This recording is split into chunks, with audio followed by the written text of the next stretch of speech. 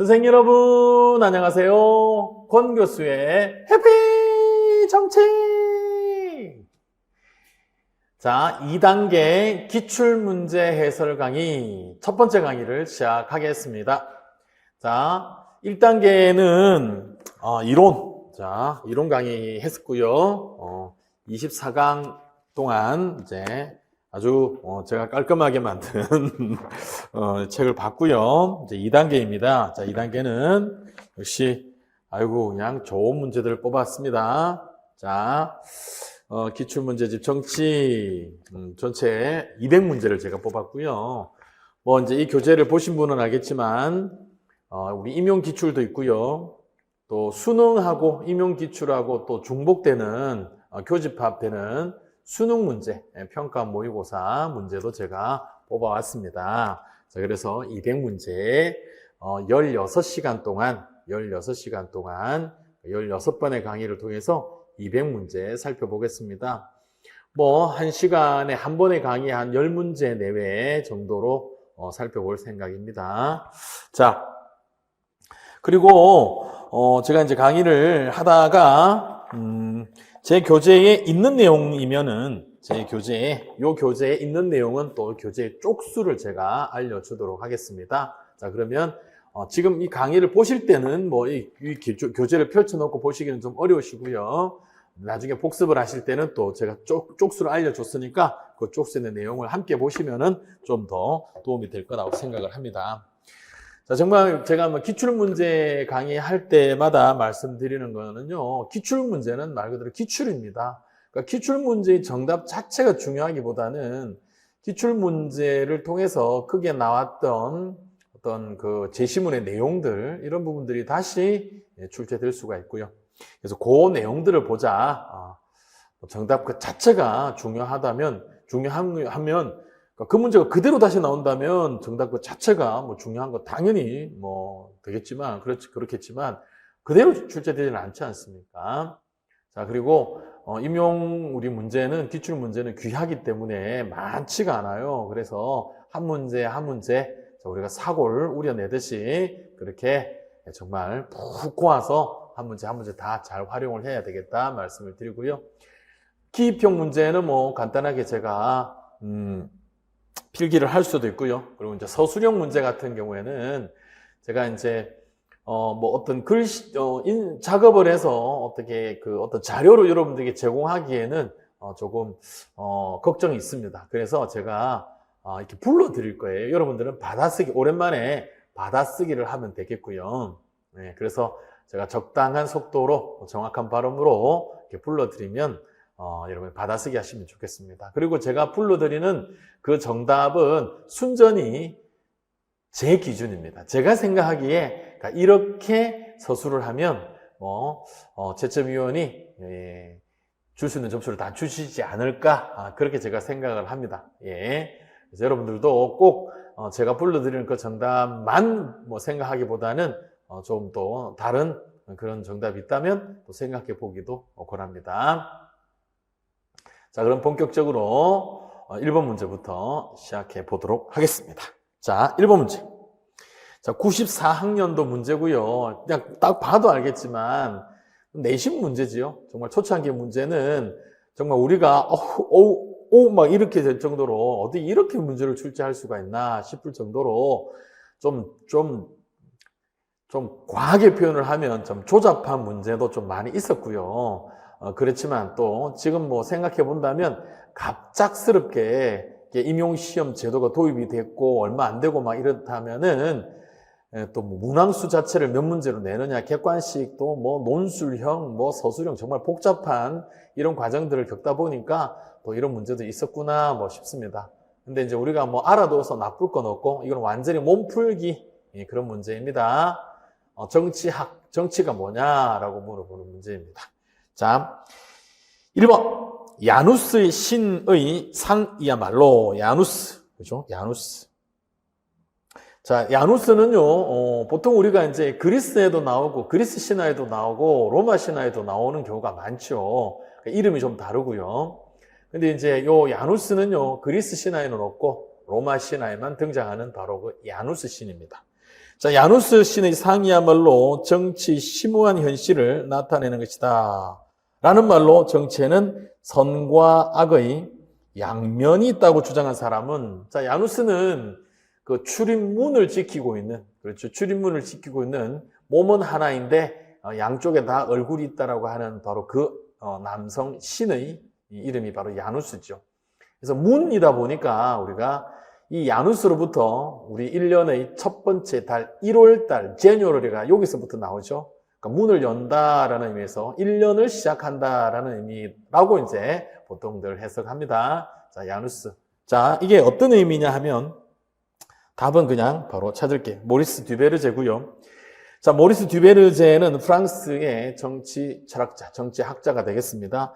근데 이제 듀베르제 하면은 우리는 여기서는 정답을 듀베르제 찾긴 했습니다만은 뒤에 나오죠? 어디에 나와요? 정당할 때.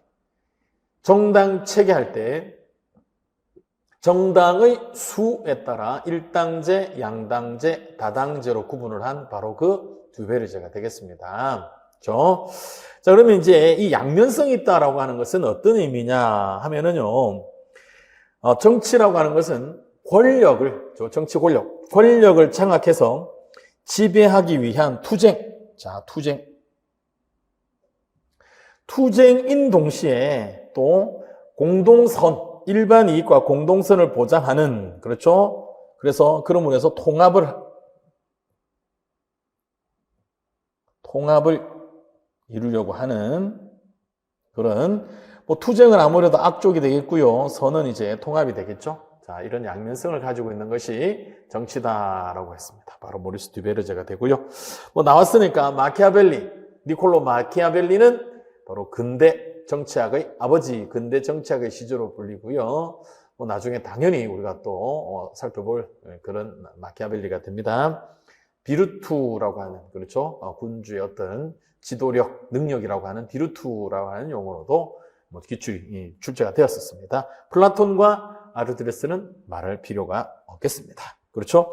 근데 이제 이 부분은 정치의 어떤 범위, 넓은 의미의 정치, 좁은 의미의 정치로 갔을 때 요거는 아무래도 그렇죠? 국가 권력, 정치 권력을 차지하기 위한 것이다라고 본다면 국가 현상설과 좀 가깝다라고 볼 수도 있겠고요. 수능 기준으로 한다면 좁은 의미의 정치다라고 볼 수 있겠습니다. 그래서 이제 좁은 의미의 정치, 넓은 의미의 정치로 출제되고 있는 수능 문제 한번 가지고 와 봤는데요. 수능 문제, 지금은 이제 정치와 법이고요. 그전에는 법과 정치였고요. 그전에는 법과 사회하고 합쳐지기 전에는 그냥 정치였습니다. 네, 지금 현재 정치와 법이라는 과목의 1번 문제로 고정입니다. 정치의 의미인데요. 내용이 약간 비슷한 내용이 있어서 제가 가지고 와 봤습니다. 볼게요. 땡땡 미술협회에서 AI 기술을 활용한 작품에 대한 시상 여부를 둘러싼 갈등을 회원들 간 자율적인 협의를 통해 해결한 사례는 정치로 볼 수 있어. 땡땡 미술협회잖아요. 국가와 관련된 것 아니지요. 그런데 정치로 볼 수 있다라고 하니까 집단 현상설, 그렇죠? 이 땡땡 미술협회는 하나의 집단으로 볼 수 있으니까 어느 집단에서도 정치가 나타난다라고 보는 집단 현상설이라는 용어로 쓸 수도 있겠지만 수능에서는 그냥 그렇게 쓰지 않고요. 넓은 의미의 정치라고 합니다. 자, 내 생각은 달라. 자, 그 전에 갑을 좀 더 볼게요. 정치란 다양한 집단이나 개인 간 발생한 이해관계의 대립과 갈등을 조정하고 해결하는 활동으로 보기 때문이야. 그렇죠? 자, 입에서 을은 아니야. 내 생각은 달라. 정치란 정치 권력의 획득, 유지, 행사와 관련된 국가의 고유한 활동만을 의미하므로 그 사례는 정치로 볼 수 없어. 그랬네요. 국가 현상설. 그렇죠? 좁은 의미의 정치가 되겠습니다. 자, 갑의 관점은 넓은 의미잖아요. 국회가 국가의 예산안을 심의 확정하는 것을 정치로 보죠. 자, 정치로 보고 이것도 당연히 정치로 보고 이것 아닌 어떤 개별 집단에서 나타나는 것도 정치로 보기 때문에 정치로 보지 않는다 틀립니다. 자, 을의 관점 좁은 의미죠. 다른 사회 집단의 활동과 구별되는 국가 활동의 특성을 인정하죠. 그렇죠? 다르다. 그러니까 다른 사회 집단과 국가는 엄연히 다르다. 그래서 국가 활동만을 정치로 봐야 된다. 자, 그래서 않는다 틀리고요. 자, 다원화된 현대 사회에서 나타나는 갈등 해결 과정을 설명하기에 적합한 것은 갑의 관점. 그렇죠? 넓은 의미의 정치가 되겠습니다. 자, 그 다음 행사 준비 과정에서 초대 가수 선정을 둘러싼 의견 대립을 조율하기 위한 학생의 회의를 정치로 보는 것은 넓은 의미죠. 자, 을과 달리 갑의 관점은 그래서 정답이 4번이 되겠고요. 자, 국가 형성 이전의 정치 현상을 설명하기에 용이하다 그랬는데 국가 현상설은 그럴 수가 없죠. 자, 국가와 관련된 행위를 정치라고 보기 때문에 국가 형성 이전의 정치 현상을 국가 현상설. 자, 여기서로 말하면 좁은 의미의 정치로서는 설명할 수 없습니다. 자, 뭐 수능 1번 문제 정말 몸풀기용 가벼운 문제입니다. 수능 1번 문제 틀리는 수험생은 뭐 거의 없다고 볼 수가 있을 겁니다. 근데 이제 제가 왜 이런 문제를 수능에서 가지고 왔느냐 하면 아시다시피 최근에 우리 임용 문제가 다른 국가에서 주관하는 그런 문제들처럼 어떤 경향이 있다, 어떤 추세가 있다, 쉬워지는 추세가 있어요. 쉬워지는 추세가 있습니다. 그러다 보니까 수능에서 제재, 소재 이런 것들을 좀 가져올 수 있겠다 싶어서 제가 가지고 온 문제가 되겠습니다. 자, 3번 문제도 볼게요. 자, 이거는 2023학년도 수능 문제가 되겠습니다. 자, 땡땡 고등학교 학생회가 학교 축제 운영을 둘러싼 갈등을 해결하는 합리적 방안 모색을 위해 토론회를 개최하는 활동을 정치라고 볼 수 있을까요? 라고 이제 선생님이 질문을 하니까 답은 볼 수 없습니다. 자, 정치란 국가 수준에서 나타나는 특유의 현상으로 국가의 권력적 행위만을 의미하기 때문입니다. 그렇죠. 좁은 의미의 정치. 자, 정치라고 볼 수 있습니다. 정치는 모든 사회 집단에서 갈등을 조정하고 해결해가는 활동이기 때문입니다. 그래서 그렇죠? 집단 현상설로 볼 수도 있는 넓은 의미의 정치가 되겠습니다.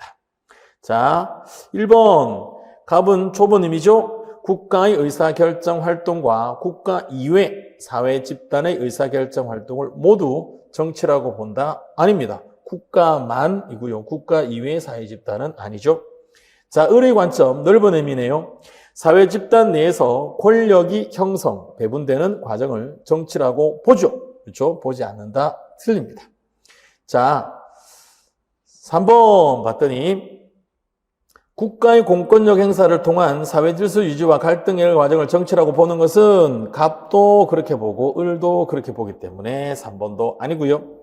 4번에 한정된 자원 배분과 관련된 갈등 해결 과정에 참여하는 정치 주체가 더 다양하다고 보는 것은 넓은 의미죠. 그래서 을의 관점이 되겠습니다. 자, 정부가 소상공인 지원을 위해 긴급하게 예산을 편성하여 집행하는 활동을 정치라고 보는 것은 좁은 의미, 넓은 의미 둘 다이기 때문에 그렇죠. 모두입니다. 모두. 그렇죠. 그래서 정답이 5번이 됩니다. 자, 조금 재미있는 문제가 옛날에 있어가지고 제가 하나 가져와 봤는데요. 옛날 문제죠? 2012년 6평입니다. 2012년. 제가 이렇게 표현한 것은 그냥 실제로 2012년이네요. 그러니까 학년도로 치면은 2013 학년도 6월 평가 모의고사가 됩니다. 자, 등장인물 소개하고 있는데요. 갑은 왕입니다. 진정한 본체는 왕이다! 라고 말하면서 강력한 물리력을 바탕으로, 그렇죠? 칼, 그렇죠? 창으로, 그렇죠? 왕에게 권력이 집중되어야 국가가 안정된다고 보는 것은 뭐 전제군주제 정도로 볼 수 있겠네요. 절대군주 또는 전제군주제를 말하고 있다. 이렇게 뭐 정이라고 할까요? 그다음에 을은요 지배계층이네요. 자, 지배계층. 왕은 꽃과 같은 존재일 뿐 진정한 본체는 보이지 않는 뿌리인 관료들이다. 라고 하면서 유능한 관료들이 왕과 무지한 백성이라는 표현이 나오네요. 다음 병을 보겠습니다. 왕위를 계승한 갑의 아들. 자, 왕위를 계승한 갑의 아들로 역시 왕이네요. 왕은 백성과 소통할 수 있는 방법을 모색해야 한다. 다수인 그들의 입장에서 나라를 운영해야 한다. 이렇게. 그러니까 지금 아버지와는 좀 다르다, 그죠? 자, 기업. 갑은, 전제군주정을 이야기합니다. 국가 안정을 위해서 입헌군주제를 실시해야 한다고 본다. 입헌 아니죠. 자, 입헌 아니고, 마음대로.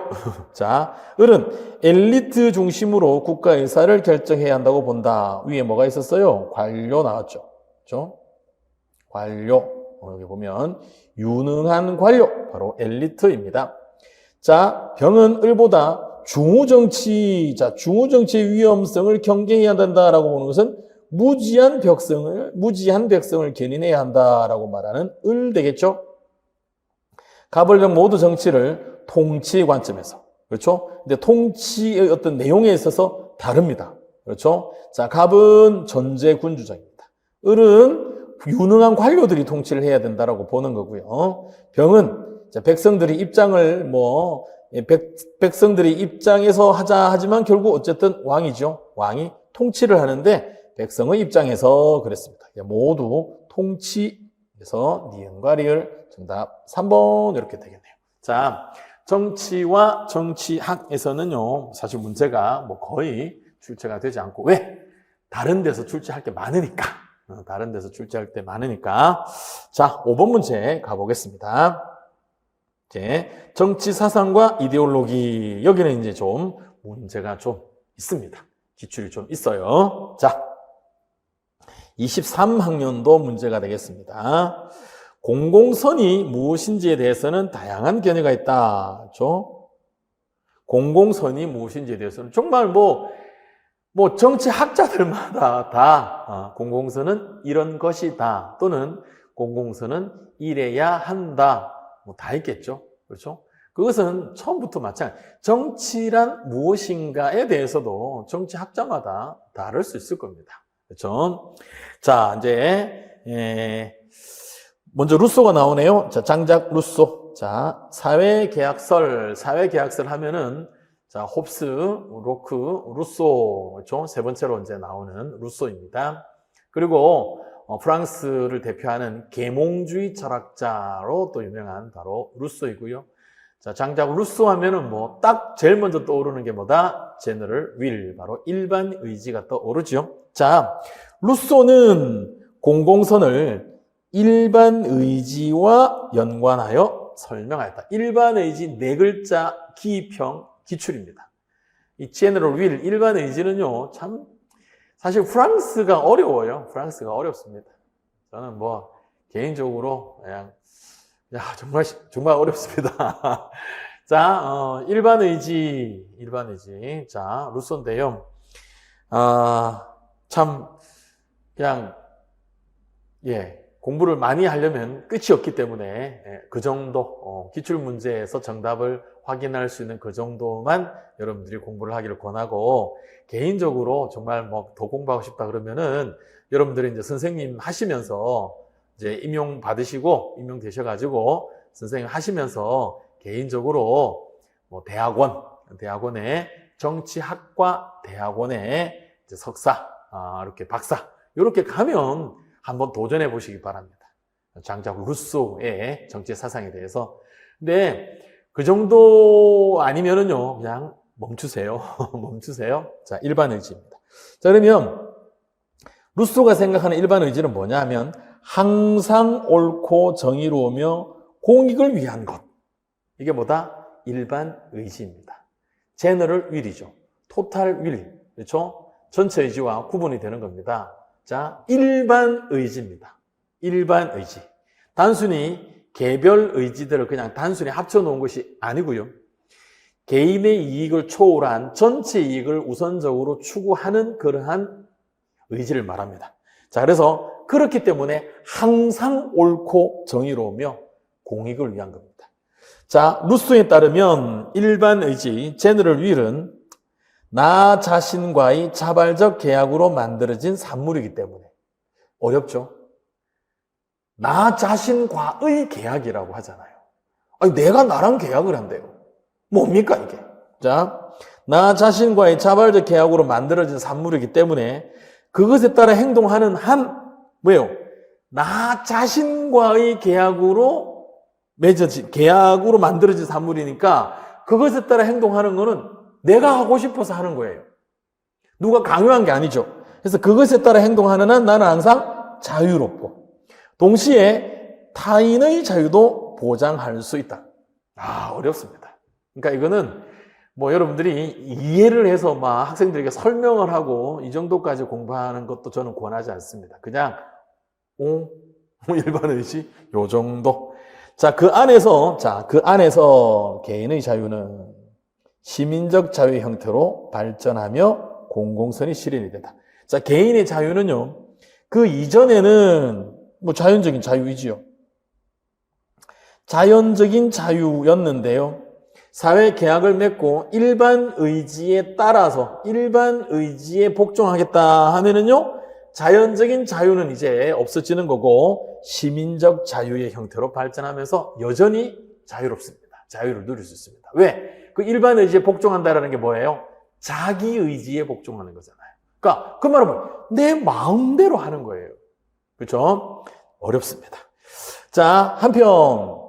한편 니은 입장에서는 공공선을 모두 또는 다수에게 좋은 것을 의미하는 것으로 본다. 모두 또는 다수에게 좋은 것을 의미하는 것으로 본다. 그 유명한 최대 다수의 최대 행복이네요. 모두에게 이익이 된다면 좋겠지만, 가장 바람직하겠지만, 혹시나 일부가 이익을 보지 못한다 하더라도 전체적으로 이익이 크다면 그에 따라 행동을 하는 것이 좋다. 그렇죠? 이러한 관점에서 공공선은 어떤 사회의 총체적 효용, 유틸리티. 효용이 바로 공리이죠. 그렇죠? 그래서 여기는 공리주의가 됩니다. 극대화하는 것이다. 그러므로 공공선 실현을 위한 정부의 정책과 제도의 목표는 최대 다수의 최대 행복입니다. 제레미 벤담의 그 유명한 표현, 최대 다수의 최대 행복입니다. 이것은 국가, 정부에서도 마찬가지고요. 개인도, 그렇죠. 개인도 최대 다수의 최대 행복의 원리에 따라, 즉 공리의 원리에 따라 유용성, 효용성의 원리에 따라 행위하라. 그렇죠. 도덕과 입법의 원리 서설이라고 하는 유명한 책이 있습니다. 공리주의 되겠고요. 마지막으로 이와는 달리 숙의 민주주의입니다. 숙의 민주주의는요, 깊게 생각하자, 토론하자, 그러면서 처음에 자기 어떤 판단, 생각이 달라질 수도 있다라고 하는 것이죠. 도의 민주주의라고도 하고요. 토의 민주주의라고도 하고, 심의 민주주의라고도 하고요. 그렇죠? 숙의 민주주의. 깊게 한번 우리가 논의해보자, 의사를 나눠보자, 이겁니다. 시민들의 사려 깊은 토론과 민주적인 절차를 거쳐 정당한 결정에 도달하는 과정에서 공공선이 실현된다고 봅니다. 이와 관련하여 위르겐 하버마스, 우리 또 정치, 사회문화에서도 종종 나오시는 위르겐 하버마스가 됩니다.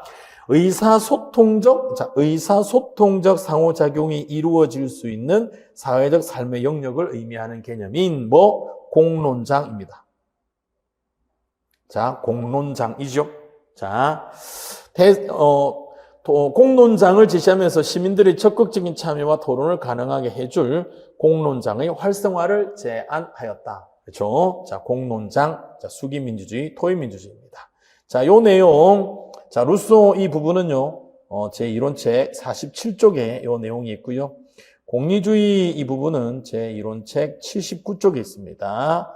이 하버마스의 공론장 하는 부분은요, 58쪽에 있으니까 참고해 보기 바랍니다. 작성 방법 첫 번째, 밑줄 친 기역의 관점에서, 일반 의지에 관한 내용이고요. 법에 관한 시민의 이중적 지위에 대해서 시민은 땡땡땡이면서 땡땡땡이다라는 방식으로 서술할 것. 시민은 이면서 이다라는 방식으로, 방식으로라고 표현될 수도 있고요. 문장 구조로라고 표현할 수도 있습니다. 최근에 유행하죠. 최근에 왜 이렇게 되었는지, 왜 이런 문제가 나오는지에 대해서는 제가 사회문화 강의할 때도 이야기를 했는데요. 채점을 하다 보니까 그냥 통으로 쓰시오 했더니 너무 다양한 정답들이 다양한 답변들이 나오니까 정말 채점하는 거 정말 쉽지 않겠죠. 그러다 보니까 이렇게 어느 정도 범위를 제한을 하면 그 다양한 답들이 그래도 조금 줄어들 수 있지 않을까. 그러면 보다 더 채점을 하는데 좀 그 신뢰성 높은 그런 채점이 가능하지 않을까. 그런 취지로 이렇게 뭐뭐라는 방식으로 또는 뭐뭐라는 문장 구조로 이렇게 이제 나옵니다. 자, 받아쓰기 준비! 받아쓰기 준비! 뭐 조금 길게도 쓰고요. 뭐 좀 짧게도 그렇게 제가 한번 한 3가지 정도 불러보겠습니다. 받아쓰기 준비. 자, 시민은 주권을 행사하는 치자이면서 동시에 일반 의지의 공화국 법에 복종하는 피치자이다. 치자이면서 피치자이다. 자, 시민은 주권을 행사하는 치자이면서 동시에 일반 의지의 공화국법에 복종하는 피치자이다. 이렇게 하나 써보고요. 또 다르게 비슷한 내용입니다. 자, 시민은 법을 제정하는 자이면서 법에 복종하는 자이다. 시민은 법을 제정하는 자이면서 법에 복종하는 자이다. 뭐 또 다르게 비슷한 내용입니다만 또 다르게 한번 표현해 보면요. 시민은 주권자이면서 주권의 지배를 받는 자이다. 뭐 이렇게 제가 이제 일단 한 3가지 정도로 비슷한 내용을 3가지 정도로 불러드렸는데요. 제가 여기서 여러분들에게 강조하고 싶은 말씀은 그냥 쓰라는 겁니다. Stay foolish, just do it. Stay foolish, just do it. 그냥 막 쓰는 거예요. 시간 충분하잖아요. 이미 이제 초수생 아닌 분들도 계실 텐데요. 여러분 이미 경험해 보시지 않았습니까? 시간에 쫓기지 않습니다. 시간 충분합니다. 근데 그냥 특히나 서술형 이런 부분에서 너무 일찍 그냥 조금 마음을 좀 비운다 그럴까? 대충 써버리는. 네, 대충 쓰는 거하고 바로 쓰는 거는 다릅니다. 일단은 써놓고요. 이제 흔히 말해서 계속 교정을 하는 거죠. 수정, 보완을 하는 겁니다. 자, 여기다가 살을 너무 짧은데 그러면 조금 더 살을 붙인다든지. 근데 제 생각에는요, 어떤 핵심적인 부분만 표현을 한다면 흔히 말해서 뭐 미사 요구 이런 것들을 동원을 해가지고 조금은 더 있어 보이게 표현하는 것들이 뭐 점수를 주지 않을 점수를 준다든지 그럴 것 같지는 않습니다. 제일 중요한 것은 치자이면서 동시에 피치자다라고 하는, 왜? 자기와의 계약을 맺었기 때문에. 자기와 계약한 거잖아요. 근데 거기에 따라 통치를 하는 거잖아요. 그러니까 통치하는 자이면서 그 계약의 상대방이 자기잖아요. 그러니까 자기가 또 그게 따르는 거예요. 그래서 치자이면서 피치자이다라는 내용이 딱 나오면은 뭐 거기에 뭐 또 다른 어떤 고명이랄까 이런 것들은 본질적인 부분은 아니지 않을까 생각을 해봅니다. 자, 두 번째, 괄호 안에 니은에 해당하는 관점은 뭐 사실 우리가 정치학에서 공리주의는 사실 자주 등장하지 않는데요. 뭐 최대다수 최대 행복이니까 공리주의 아닐 수가 없죠. 자, 공리주의 하면 되겠고요. 디귿에 해당하는 용어는 공론장. 자, 6번 문제 갑니다. 자, 어떤 사상가의 이론에 대해서 자, 이 부분은 루소가 되고요. 자, 이론 교재 47쪽에 나옵니다. 자, 어떤 사상가의 이론에 관해서 다 갑과 을이 대화하고 있다. 기역 니은에 들어갈 용어를 쓰고 디귿에 적합한 내용을 서술하시오. 그랬네요. 자, 2017학년도가 됩니다. 자, 자연 상태에서 개인들의 이해관계가 서로 다른데 어떻게 사회를 구성하지? 자, 을입니다. 그래서 뭐예요? 사회 계약을 체결하는 거야. 되겠죠? 자, 어떤 사회를 만들자고 계약을 체결한다는 거지? 모든 사람과 결합을 맺고 자기 자신 외에는 복종하지 않으며 이전과 다름없이 자유로울 것을 보장하는 사회를 만들려는 거야. 자기 자신 외에는 복종하지 않으며. 그 말은 뭐예요? 자기 자신에게만 복종하는 거예요. 자기와 계약을 맺었으니까. 루소인 거 알겠죠? 자, 그러면 자연적 자유를 잃는 대신에 시민적 자유입니다. 왜? 자기와 계약을 맺었는데 그것에 복종하는 거잖아요. 그건 뭐예요? 자기가 하고 싶은 대로 한다라는 거잖아요. 어떻게 보면. 자기가 자기랑 계약을 맺고 그 계약에 따르는 거니까. 그렇죠? 그래서 자연적 자유를 잃는 대신에 시민적 자유를 얻는다. 계속 자유예요, 자유. 자, 그 사회는 어떤 방식으로 통치해야 해? 모든 사람의 힘과 신체를 공동의 것으로 삼고 이를 일반 의지. 그렇죠? 자, 일반 의지라고 하는 것은, 그렇죠? 바로. 자, 일반 의지는 나 자신과의 자발적 계약으로 만들어진 것이기 때문에, 만들어진 산물이기 때문에 그것에 따라 행동하는 한 나는 항상 자유롭고 동시에 타인의 자유도 보장할 수 있다. 이게 바로 일반 의지 그랬고요. 모든 사람의 힘과 신체를 공동의 것으로 삼고 이를 일반 의지의 최고 지도 아래에 두어야 해. 그러면 사회는 구성원들을 전체에서 분리될 수 없는 일부로 받아들이지. 자, 그 일반 의지를 거부하는 사람은 어떻게 돼? 일반 의지를 거부한다라는 게 사실은 이론적으로는 성립이 안 되죠. 자기가 자기를 거부하는 거예요. 그렇죠? 근데 좀 어렵다라고 제가 계속 이야기했잖아요. 자, 그렇다면 만일에 이제 그럴 수도 있으니까, 뭐, 당연히 현실적으로 완전 비현실적인 이야기만 할 수는 없으니까, 그러면은 사회 전체가 그에게 복종을 강요해야 해. 왜? 사회 전체가 다 일반 의지에 복종하잖아요. 그렇죠? 그러니까 그에게도 그 일반 의지에 복종할 것을 강요해야 해. 일반 의지에 복종하면 자유로우니까. 시민적 자유를 얻으니까. 자, 그러면 그 사람은 복종을 강요받기 때문에 억압받는 거야? 아니면 자유로워지는 거야? 당연히 억압받는 거다라고 생각을 해니까 이렇게 질문을 하겠죠? 자유로워져. 왜냐하면 자신의 의지가 포함된 일반 의지에 복종하는 것은 곧 자기 의지에 복종하는 것과 같다고 할 수 있어. 그리고 자연적 자유를 잃어버리지만, 그렇죠? 시민적 자유를 얻게 돼. 요 내용인데요. 자, 디귿에 들어갈 내용을 제가 한번 불러보겠습니다. 받아쓰기 준비! 정말 간단하게 쓰면은요, 거기 그대로 자연적 자유를 잃어버리지만 시민적 자유를 얻으니까 뭐 요렇게 쓴다고 해서 채점위원들이 그냥 틀렸다 하겠습니까? 자연적 자유를 잃는 대신 시민적 자유를 얻는다. 그러니까 시민적 자유의 의미를 서술하시오라고 되어 있다면 시민적 자유의 의미를 정말 서술을 해야 되겠죠. 그런데 다시 말씀드리지만 어렵다, 쉽다? 어렵습니다. 그러니까 이 시민적 자유를 설명하는 데에도 그러니까 루소의 시민적 자유가 이런 의미다. 여기에도 정치학자들이 일치가 되지 않아요. 그러니까 A 정치학자는 루소의 시민적 자유는 이런 것이다. 그러면 모든 정치학자들이 루소의 시민적 자유는 이거다. 동의하지 않는다고요. 왜냐하면 루소가 지금 살아있으면 루소한테 물어보면 되죠.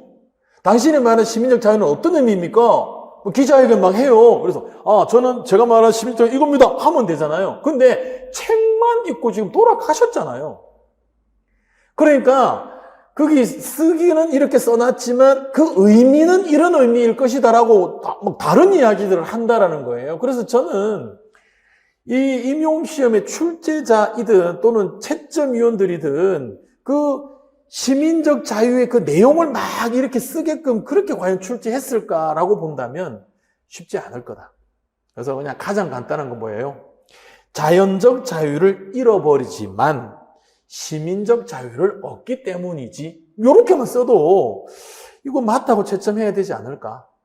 근데 이제 제가 그 정도만 하기엔 너무 좀 그래서 제가 좀 좀 찾아봤습니다. 받아쓰기 준비! 법 제정에 참여하는 적극적 자유와 그 법을 따르는 도덕적 자유로 구성된 시민적 자유를 얻게 된다.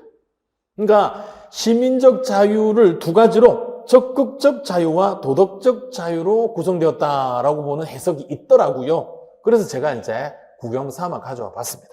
한 번 더, 법 제정에 참여하는 적극적 자유와 그 법을 따르는 도덕적 자유로 구성된 시민적 자유를 얻게 된다. 하나 더, 일반 의지의 지배를 받는 시민적 자유를 얻게 된다. 그러니까 자연적 상태, 자연적일 때는요, 일반 의지가 없잖아요. 사회 계약을 해서 일반 의지가 성립하는 것이니까. 그러니까 일반 의지의 지배를 받지 않는다면은, 그렇죠? 시민적 자유를 얻을 수 없잖아요. 그래서 일반 의지의 지배를 받는 시민적 자유를 얻게 된다.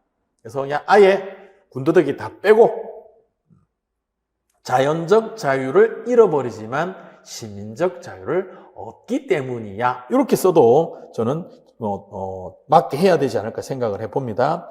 저기 이제 17학년도 루소에 관한 문제였고요. 이게 이제 23학년도 문제이잖아요. 자, 여기에 바로 요 내용이, 그렇죠? 요쪽으로 갑니다. 그래서 기출을 우리가 꼼꼼하게 봐야 된다. 다시 한번 강조를 합니다. 자, 그 다음 문제, 7번 문제 보겠습니다. 7번 문제도 2016학년도 문제인데요. 9년 전 문제입니다. 정말 왜 나왔을까? 그러니까 이게 기출에 있으니까 저도 이론 교재에서 롤스를 자세하게 다룹니다. 근데 이제 지금 수능 기준으로 말을 하면은요, 지금 수능에서는 정치 과목이 아니라 생활과 윤리, 생윤에서 이제 분배 정의할 때 롤스가 아주 그냥 막 깃발 날립니다. 자, 근데 이제 2016학년도일 때, 요때는요, 어쨌든 이 임용 정치에 롤스가 출제가 되었어요. 근데 또 보면 롤스가 그 이전에도 출제된 적이 있습니다.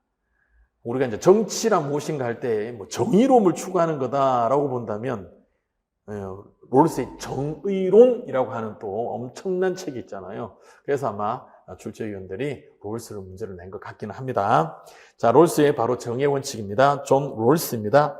자, 롤스의 사회 정의에 대한 두 원칙, 그래서 1원칙, 2원칙입니다.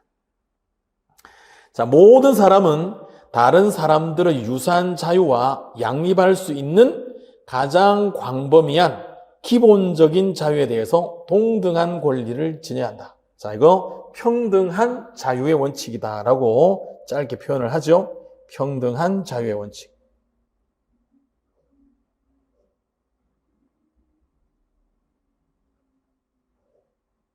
그러니까 기본적인 자유는 모든 그 사회 구성원들에게 평등하게 보장되어야 된다. 부자, 권력자는 사유재산권이 보장이 되고 가난한 사람들, 힘없는 사람들은 사유재산권이 보장이 안 되고 이러면 안 된다는 겁니다. 부자, 권력 있는 사람은 신체의 자유가 보장이 되고 가난한 사람, 힘이 없는 사람은 신체의 자유가 보장이 안 되고 이러면 안 된다라는 겁니다. 자, 평등한 자유의 원칙입니다. 기본적인 권리는 누구든지 동등하게 보장돼야 된다라는 거고요. 이제 두 번째 원칙은 사회 경제적 불평등은 다음과 같은 조건을 만족시키도록 배분돼야 한다에서 두 가지. 그 유명한 A가 바로 차등의 원칙이죠.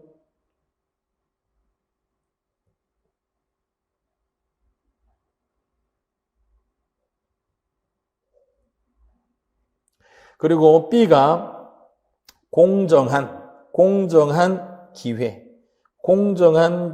균등의 원칙이라고 표현되는 겁니다. 공정한 기회 평등의 조건 아래서 직위와 공직들이 모든 사람들에게 개방되어야 된다. 그러니까 이 조건이 충족된다면 사회 경제적 불평등도 정의롭다 이겁니다. 자, 차등의 원칙의 내용을 쓰시오 그랬잖아요. 그렇죠? 자, 괄호 안에 들어갈 내용을 쓰고 그 내용을 근거로 누진 세율의 인상이 사회정의에 부합할 수 있는 조건을 서술하시오 그랬는데요. 자, 먼저 차등의 원칙의 그 내용을 서술해 보겠습니다. 자, 받아쓰기 준비. 자, 요 내용은 제 이론책 78입니다. 자, 78쪽에 자세하게 제가 가지고 왔습니다. 준비를 해놨습니다. 자, 불평등이, 자, 여기에 불평등 나오죠? 이 불평등, 그 불평등이 모든 사람에게, 그 불평등이, 요 사회 경제적 불평등, 그 불평등이 모든 사람에게 이익이 되리라는 것이 합당하게 기대되어야 한다. 그 불평등이 모든 사람에게 이익이 되리라는 것이 합당하게 기대되어야 한다. 최소 수혜자, 그 사회에서 가장 약한 사람, 최소 수혜자. 왜냐? 롤스가 생각하는 이 사회는요, 협동체제입니다. 모두에게 이익을 줄 수 있는 사회인 거예요. 근데 가장 이익을 적게 보는 사람, 그래서 사회적인 약자, 절대 빈곤층이라고 표현하지 않고 최소 수혜자라고 표현을 하죠.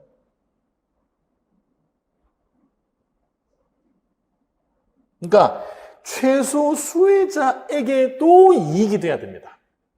자, 그래서 그게 이제 합당하게 기대가 된다면, 그러니까 최소 수혜자를 도와주고 그러고 나서 불평등한 것 인정한다는 겁니다. 그건 정의로운 불평등일 수 있다. 그러니까 뭐 부자가 있어요. 부자가 예를 들면 100억이 있어요. 가난한 사람이 1억이 있어요. 1억이 너무 많나요? 자, 없다고 쳐요, 그냥. 자, 100억 있고 가난한 사람이 없어요. 그럼 이제 이 사람이 50억을 주서 둘 다 50억, 50억으로 만드는 게 아니고요. 그게 뭐 정의로운 게 아니고요. 뭐 세금 낼 건 내 가지고 이 아무것도 없는 사람이 한 1,000만 원 정도를 가지게 되었습니다. 그러면 자, 이 사람은 예를 들면 100억이었는데 100억에서 1,000만 원이 빠진다. 여기 1,000만 원으로 갔다. 그래도 엄청 차이가 크죠. 불평등이죠. 근데 이 불평등은 정의로운 불평등이다. 이렇게 되는 겁니다. 왜? 그 빵원이었던 사람이 이게 1,000만 원이라는 어떤 이익을 얻었잖아요. 그렇죠? 자, 그겁니다.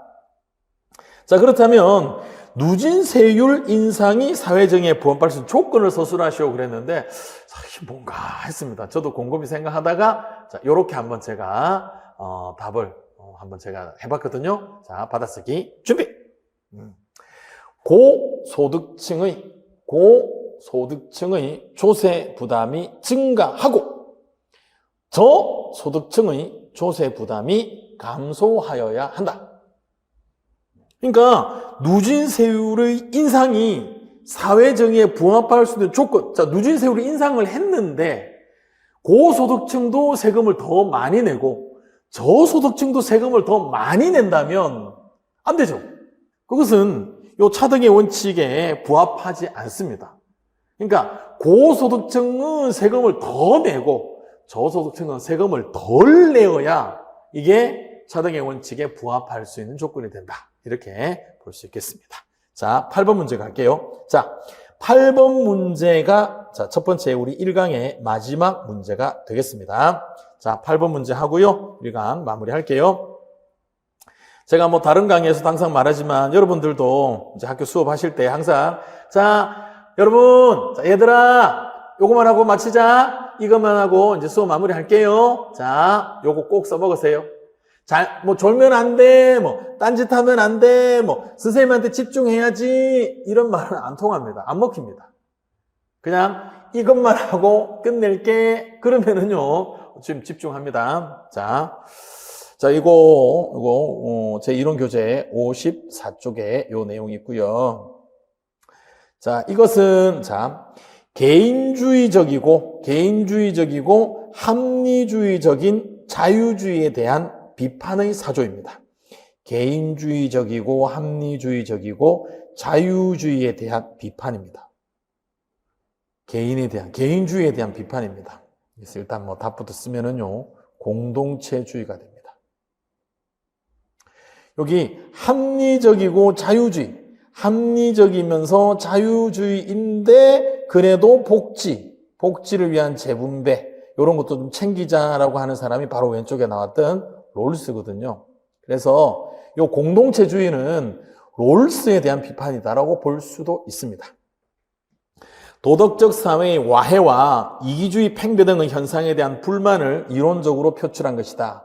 개인이 사회적인 의무와 도덕적 책임에 의해서 제약받지 않고 자신의 이익과 권리만을 고려하도록 허용되는 사회는 도덕적인 공백 속에서 와해된다. 권리의 정치는 공동선의 정치에 의해 대체되어야 한다. 이 권리는 당연히 개인의 권리를 말하는 거고요.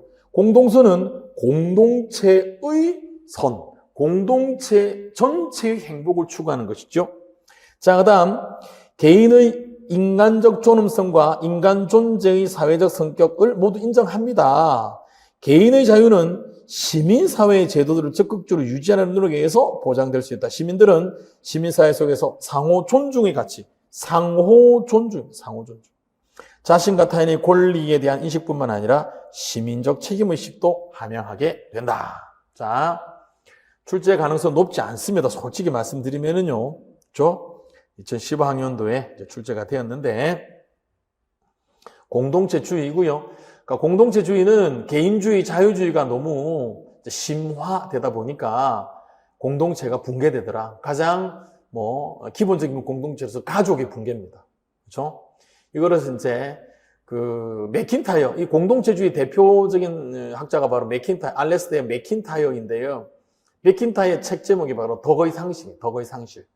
이 덕이라고 하는 것은요, 어떤 우리 사회학적인 의미로 보면은 역할이다라고 보면 돼요.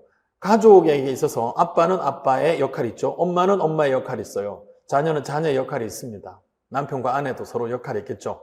그러니까 이런 것들이 이제 제대로 이렇게 발휘되지 않고 없어지니까 가족, 더 나아가서 지역사회, 이렇게 붕괴가 되더라. 그래서 이제 공동체를 좀 우선시하는, 그렇죠? 공동선을 인식하는, 이게 이제 공동체주의가 됩니다.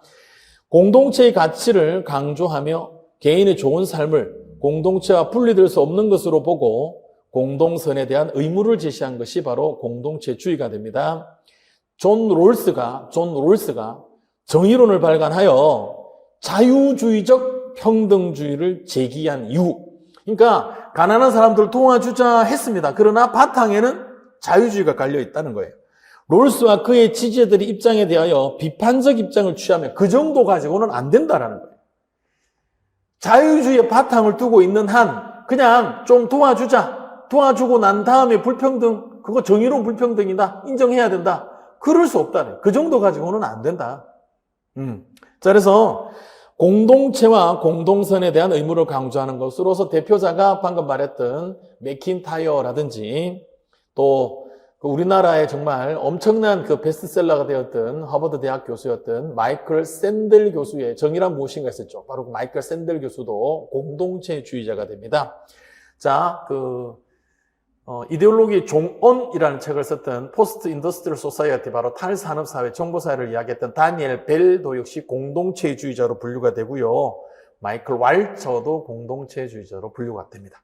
자, 이 사상가들 다 기억할 필요는 없겠고요. 자, 자유주의적 평등주의로만 가지고는 이 공동체가 붕괴되는 거, 이거 해결하는 데는 너무 부족하다. 이제는 공동선에 대해서 우리가 관심을 더 높이고 그 공동체 구성원으로서의 각자의 역할에 좀 더 충실해야 된다. 저게 공동체주의가 되겠습니다.